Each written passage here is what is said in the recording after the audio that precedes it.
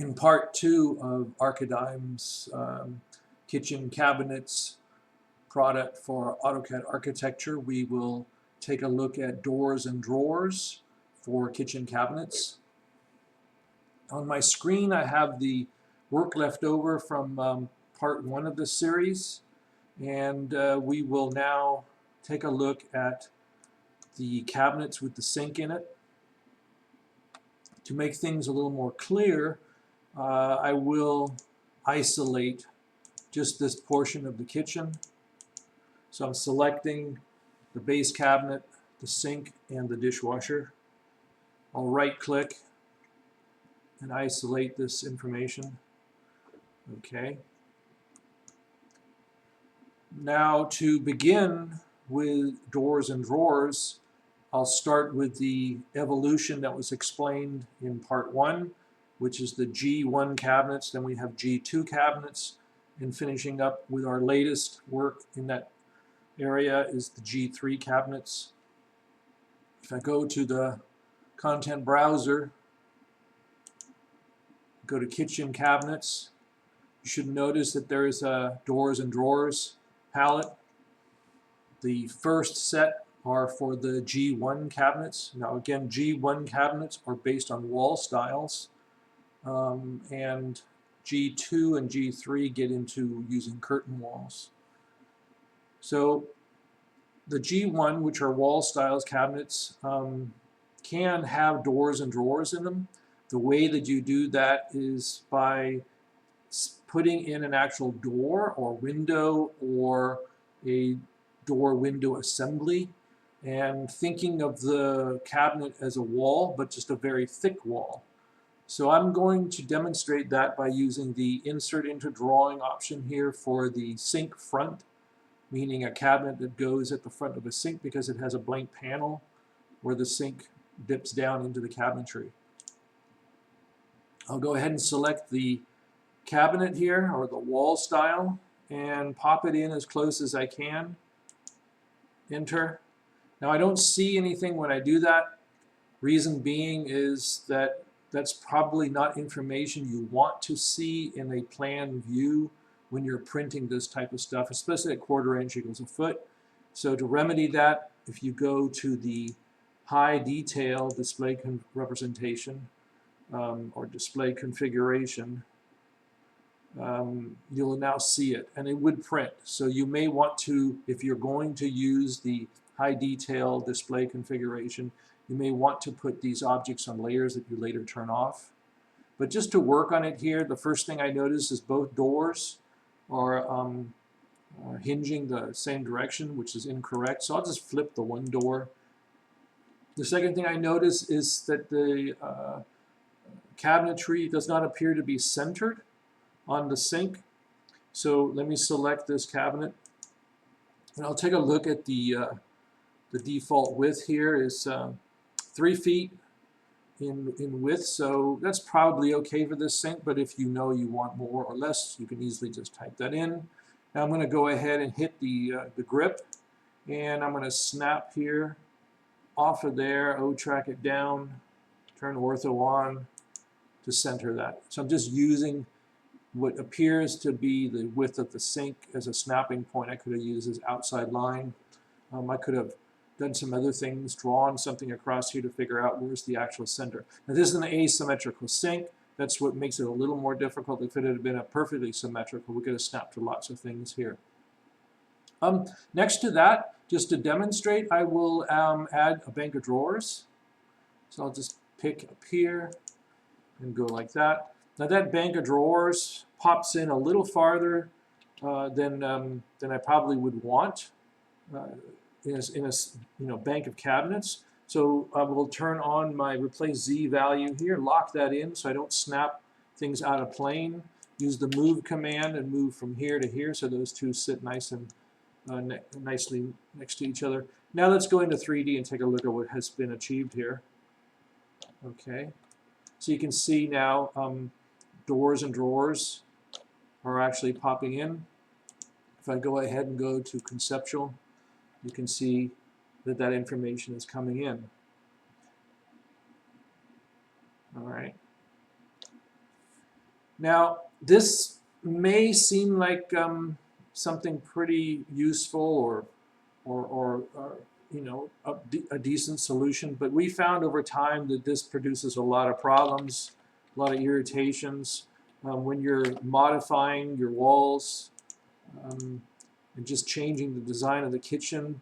Somehow these units sort of floating inside the wall, like think of them as doors, bunch of doors. It just was something that became less advantageous than an ideal scenario. So we conjured up something new. This became the second generation of kitchen cabinets. And maybe I can demonstrate that here in this corner down next to the dishwasher.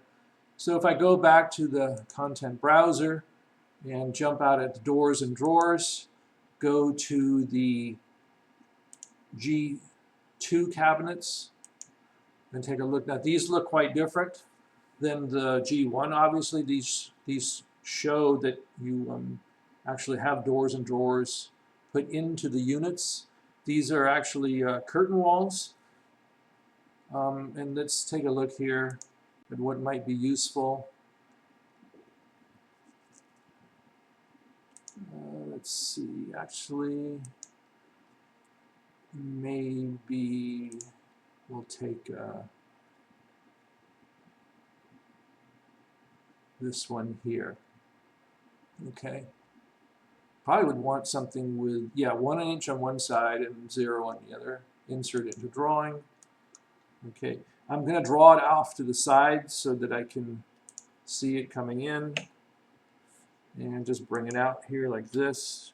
Pick on it and flip it. Okay, let's take a look at it in 3D.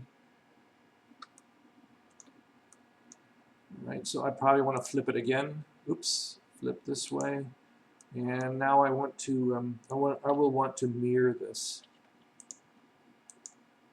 So I'm mirroring that over. All right, so now I can actually, if I wanted to here, I could take this piece of wall cabinetry G1 and slide it all the way back to the dishwasher. Now this is not something I really would do. I'm just doing this for the sake of demonstration. And then I would park this cabinet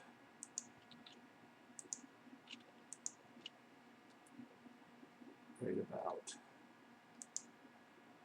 there. Now this cabinet actually comes out just a little bit. There. All right.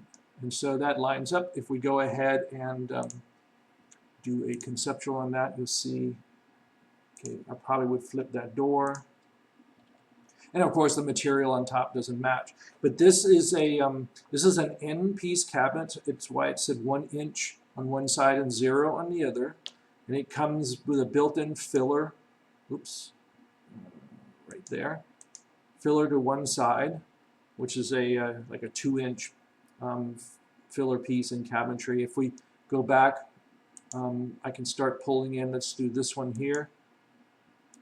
And I'll just put it in here, out in space, right? So you can see that some of these are configured. This would be a great freestanding unit, and it comes complete with the backsplash, the top and base, and it also has a 1 inch.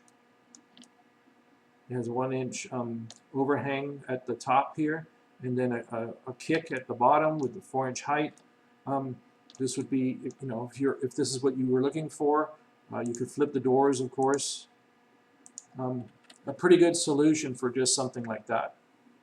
Then you get into, well, what if I want a different arrangement of, let's say the middle. The middle should be a bank of drawers, so door on the side and a bank of drawers in the middle, or you want to create a different division here.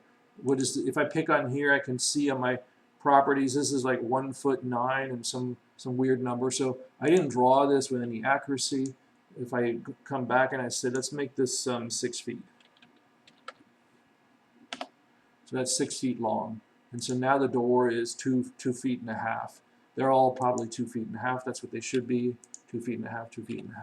All right, so I'll take a look. I don't recall off the top of my head what pre-programmed units were put into this. So I'll go to edit the curtain wall, because this is a G2, it's a curtain wall. Design rules, go to infills and see. Okay, so we put in a variety of options for your your infill here, which would be the cabinetry within this single unit. So if we go to, let's see here, backsplash. Okay, so there's a nested grid. So this one shows a door and drawer for all the cells. So if I come in here and I say I want to do a new one, and then I pick one of the other ones, let's do the 4-drawer one, and then select where I want it. I want it in the middle. I don't want it in the, here, I want it in the middle. And okay, so you get something like that. There's plenty more to review. I'm not gonna, I could spend hours talking about how to rearrange things, how to set the divisions in there, but it's basically, it's a curtain wall here with DWAs inside of it. All right, so an interesting concept. Over here in the wall, those are DWAs as well, right? So basically we moved from the idea of sticking the DWA into the wall object and then went from there to don't use a wall object, use a curtain wall object and stick the DWA inside that. And that works well, as you can see here, if you have a freestanding buffet or something. But then we ran into all kinds of problems with corners, variable depth issues. What if you want to adjust the backsplash? All of a sudden it became this project where we had this great wall solution that cleans up nicely and presents itself graphically in plan view almost perfectly. You end up with all this curtain wall issue. So we decided to later on explore another level of this stuff. We figured, you know, if we're getting this close to doing real cabinetry, maybe we should take a look at how cabinet makers actually do their cabinetry. So let me, I'll leave that in space just as a reference. Let's go to top view. Okay, and let's take a look at this bank over here. I'll just go ahead and select all of this stuff, and I will isolate that. Oops, went the wrong way. I want to isolate. There we go. All right, so we'll take a look at this whole bank from the previous work. On my left here on the palette, on my working palette, I have the next and the final generation of cabinets brought up, but I'll also go up to the content browser. Take a look here in the, I'll go from all the way out here. Let me start at the beginning. So kitchen cabinets, next page. Take a look at this G3 cabinets. Okay, so that's the final evolution so far. And these are the cabinet units themselves. So fully contained individual modules, kind of like how a cabinet shop actually produces their product, is they have these modules of you know, units with a single door in it, and then adjustable drawers and so forth. So kind of think along those lines. Now I won't pull them out of here. I'll just minimize this. I'll just use the palette since I've pulled it over. And let's see. For example, let's start with we'll go from left to right here. So I have this refrigerator, and if you recall, this is what it looked like conceptually. So it's just massing. That was the G1 cabinets. Now I could attack that with the G1 doors and drawers, but I'm recommending not to do that and to actually just start going in. If you want doors and drawers, start looking at actually using real cabinets. So now here to the left of the refrigerator, this is actually what you would call most likely a utility cabinet. So interestingly enough, there's a G2 cabinet that works really well for that. So I'm not going to use the G3 just yet. I'm going to back up and go to a G2. And if I go forward here, a couple of pages, here we go. These are the utility cabinets we created. And this one is a perfect solution for that. So why not use something that was designed?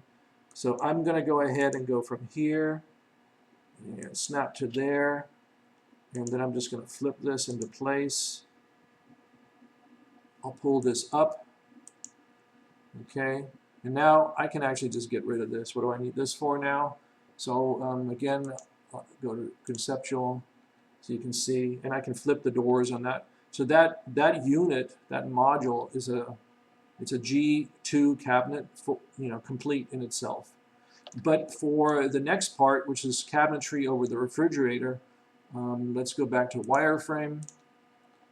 And let's go, this is where a G3 cabinet is probably a better option.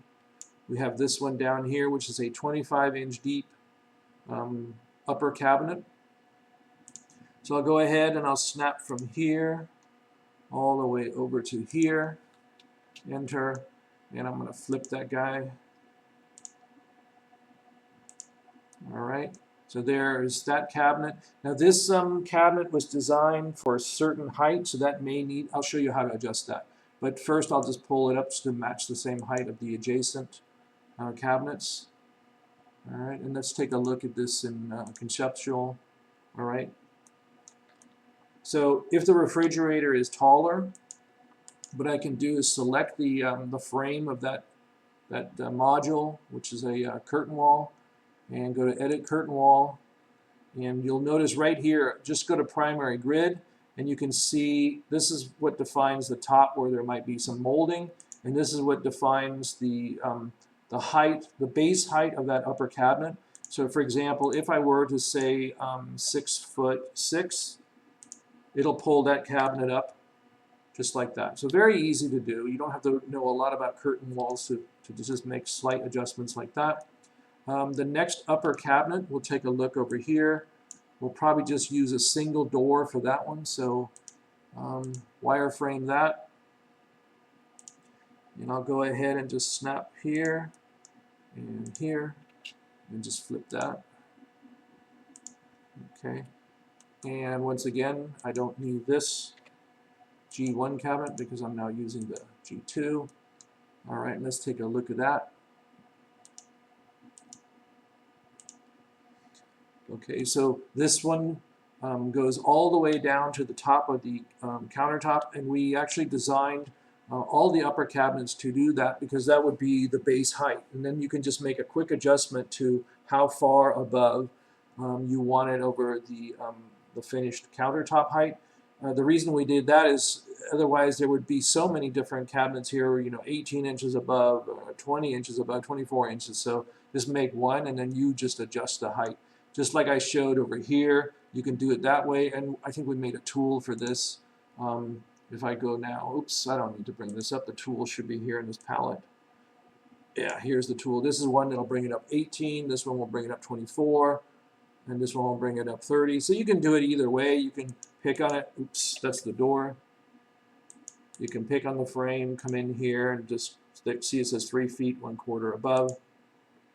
Or you can just pick the tool and say you wanted 18 inches, and that takes care of that. All right. So I would probably have this door flip this way. All right. And you're probably getting the idea by now. But I would do the same kind of work for the base cabinets down there. So let's see, what do we have here? This might be a bank of drawers. So let's see what we have. We have 3 drawers. Let's do 4 drawers. Okay, so back to wireframe. And let's see, here's the 4 drawers. And go ahead and snap that here to here since I have that line work. And let's go ahead and just flip that cabinet into place. Okay, and at this point, I can take this wall now and just bring it all the way back to there. And let's take a look. All right, so now we see the first thing that starts to become maybe a little bit extra work. It definitely should raise an eyebrow is what happened to the countertop. Well, since these are modules, we designed them just like that, where you would come in and you would draw your countertop separately. It's a unit that gets put on top. And that allows you some other nice flexibilities. You can have less overhang, more overhang, those kinds of things. So again, these really are just like factory units. And if you go down farther on the palette, you will see we have the countertops. And let's see, marble white, I think, is the one that would be desirable. So snap here. And snap.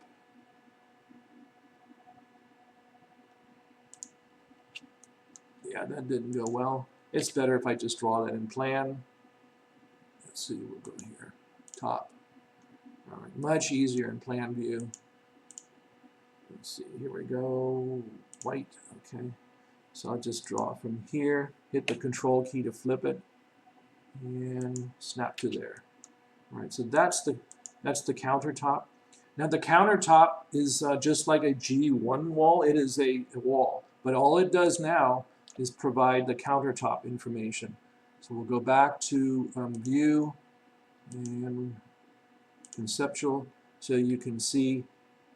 Okay, and it looks like I missnapped on something, so I'm just going to find the grip, and I will now snap to an endpoint somewhere over in here. Okay, I think I missed on that snap again. I'm having trouble finding the right place to snap to. There we go. That will do it. Okay. So see, they're indistinguishable, essentially. Hey, I had some trouble with that one, too. Huh. Just go here, snap that into place. All right. So I could probably continue on here, but I would be wasting time and just doing redundancy. I think it's just the main thing to learn from this part two of this kitchen cabinet series is that we offer three different solutions. Actually, there's another one I can show you. And you know, they are evolutionary, so you can see how we progressed. And I believe if you're going to take the full path to showing your doors and your drawers, probably the G3s are the best way to go. But you know, there are times like with this utility cabinet, I feel like that's a better solution than G2. And again, I always start with the G1s. I mass out a kitchen just like I showed in part 1, and that often is as far as I need to go on my architectural projects, where clients take that information to a cabinet shop and you know, refine it and do whatever dimensionally they need to do. And then the cabinet shop obviously comes out when the project has been built and measure everything before they build the cabinetry. Let's go to plan world, and let's go to wireframe. Let's do a refresh on that interior elevation to see how that has progressed. All right, so now you see here are all the cabinets, and we did our best to make line work lighter and lighter, so this is not one blob, and the light is being the swing lines and the hardware. Okay, and it's all adjustable, right? So this door and drawer, this could be higher, this could be brought up to here, and even the hardware is adjustable. And after when you get really into it, the look of the doors and drawers is adjustable as well. All right, let's take a look. Of course, the rendering will also be more accurate now, representing all of this information. But let's go back. I mentioned that there was one other door and drawer solution. Let's copy this wall out. Okay, and I'm just going to shorten this. Now there are times when cabinetry is not just 25 inches deep. Actually, the standard US one is 24 inches deep, but the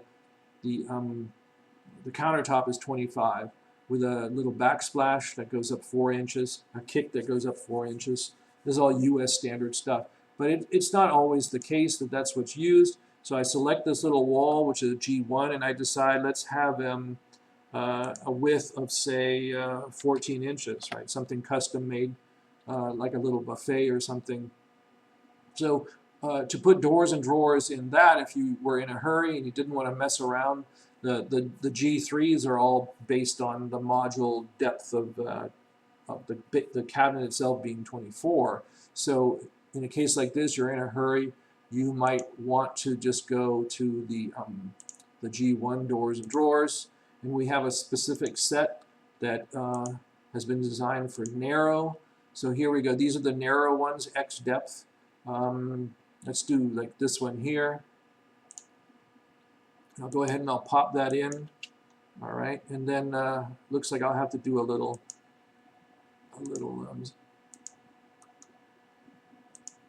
here, and then I'm going to bring this in like 0.5 on this end, and bring this in. I'm typing in 0.5 on that end.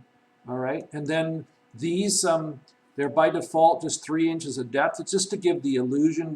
We just set kind of a generic depth on them, but they'll all need to be pulled out. So what you can do here is you can hover at the center point of that door window assembly, say move within, and just come forward and type in 3, and that should force it out. I may have to go 4. Let's take a look here. Yeah, I think I have to go 1 more. Move within, 1 more. Oh, that's interesting. Why is that not? Let's do a shade on that view. All right, let's do this. Move within. All right, it doesn't want to pop out any farther, so what I need to do is I need to go to anchor, and let's put 4 down here, and there it goes. All right, so it's catching, it's trying to read the edge of the base and the countertop. It's getting a little confused. So you can always use, that's my favorite tool anyway, is I go over on the tool palette and I go ahead and I look for the anchor tool here. And these great tools in here allow you to position doors, windows, and door window assemblies inside of wall objects, you know, with great accuracy here by specific values. All right, so in a case like this, you know, I would, let's see, I'll flip this door like that. So that's an example of how you can do a little buffet table or something unique without working with the G2s or G3s, because this has a very unique depth to it. You can see even on the back, that's what it looks like. Let's see. For the doors and drawers themselves, to get unique looking, like they're all paneled right now, single panels, we did add some other stuff here. So if I back up, if you go to the doors and drawers, and you get past the units, you'll get to doors with hardware that's different. So this is a solid knob. If we go a little farther, you'll see a solid handle. It's kind of modern. If you go a little farther, you'll see something like this. It's a single base doors, single solid rod. Okay, so maybe I'll try that one. So I'll insert that just freely in here. All right, and yeah, that would be pretty good. So what I'll do here is I'll select this DWA, right-click, go down and edit the style, go to infills, single door. Let's go over here now that I brought that other one in. That's the one that was called solid rod. And I'll just go ahead and hit OK. And let's do a conceptual shade, so you'll see that changes that. And I can continue on. I can find the matching drawer. Let's see where the drawers. These have recessed panels in here, so I'll pick a different. Let's see, where are the drawers? There's upper glazed. Here we go. Here are the drawers. Let's pick a drawer with a little more detail. and a different handle. Let's do this one here, just so you can see some of the things that we did. All right, and I'll just flip that around so you can see what the front. Come on, there we go. So that's with the front, and it kind of uses this is an actual door style. So oops, but it has the same old hardware. Let's see if we can find one that has better hardware. Next, oops, that's it. All right, well, let's see. I'll bring this one in.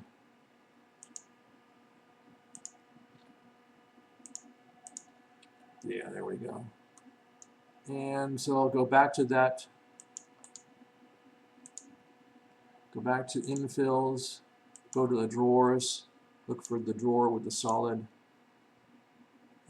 blank solid rod. Okay. All right. So those are just very basic doors and drawer looks with different hardware options. It gets more sophisticated than that if you feel the need. What you can do for even more advanced stuff is you can get into this area here where we have G3 cabinet drawer. Let's take a look here. Let's see. No. You have to go here. This is the most advanced portion of the doors and drawers. This is for G3 cabinets only. Then you get into some really fancy stuff. So what we did here is we used I think they're curtain wall units. Let's bring one in. I believe these are either they are DWAs or curtain wall units. And what's interesting about these is they maintain the frame dimensions no matter what size they are inserted into because they're parametric. So drawer frame 1, insert into the drawing, and let's see, I think we have a G, oh right there, perfect. So just bring that in over here. Alright, so find this cabinet here, edit curtain wall style, go to the infills. So let's see, doors, here's a drawer, and instead of using a door style, I'm now going to go down here and use this, here we go, this cabinet-based drawer. So we're, to get more advanced, we switched it up and actually used a door window assembly style inside of a door window assembly style. But there's a reason for that. And this is really getting in there. It has a profile on it, so you can go all the way. And this is fully explained in our user guide, as well as how to change the hardware. But yeah, this is a door window assembly door solution. It's not an actual door anymore. It's a over here you'll see it's a door window assembly.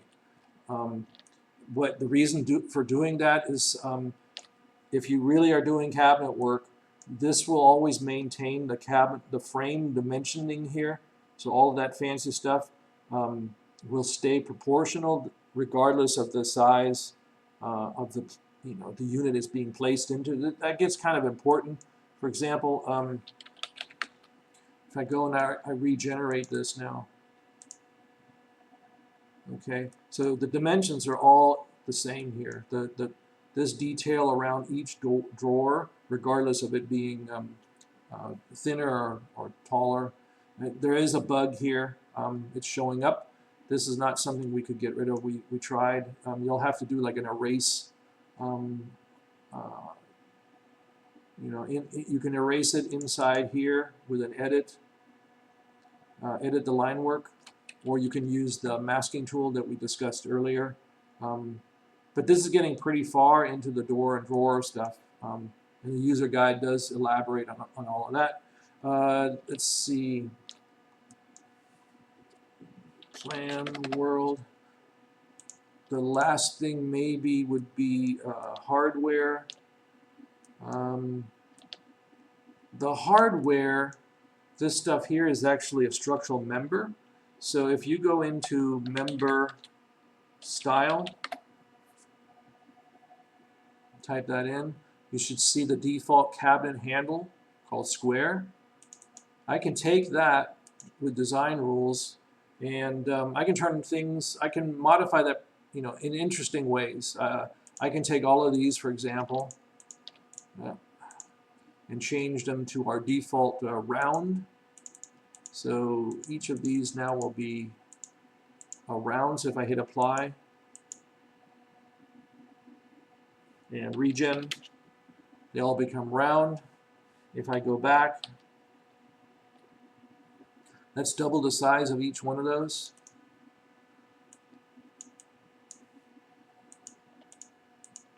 Okay, so here I'm going to do this. I'll make that 1. I'll make this 0.5. And I'll make this 1. So I'm doubling the size of that information. And regen. Okay, and then we'll do a little conceptual. And there you go. Now if I do a facet dev 0.01, which I discussed in another YouTube video, that'll clean up the curvature here. Probably not going to see that unless I save the file, which I can do. Just save it, close it. Sometimes structural members, particularly if they're embedded in something, are not going to adjust their faceting until you reload the drawing, reopen it. So let's see. Now I changed all of them, so those are all the defaults. So there you go. Now it's very smooth. That was the facet dev command that did that. Okay. Now the way that these this hardware works, if you pick on any of these, all except for the last one that I showed you. This one here is gonna. Where is it over here? Like this is the most extreme stuff.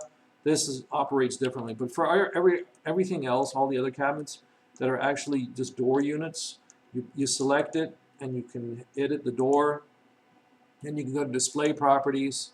You would see elevation and model high detail, but not low detail.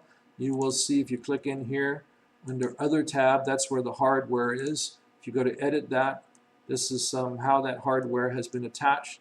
That hardware is a block of a model for handle standard, and we have some other blocks that you can use to replace that hardware. If you go into the kitchen cabinets kit under doors and drawers, right here, in page forward,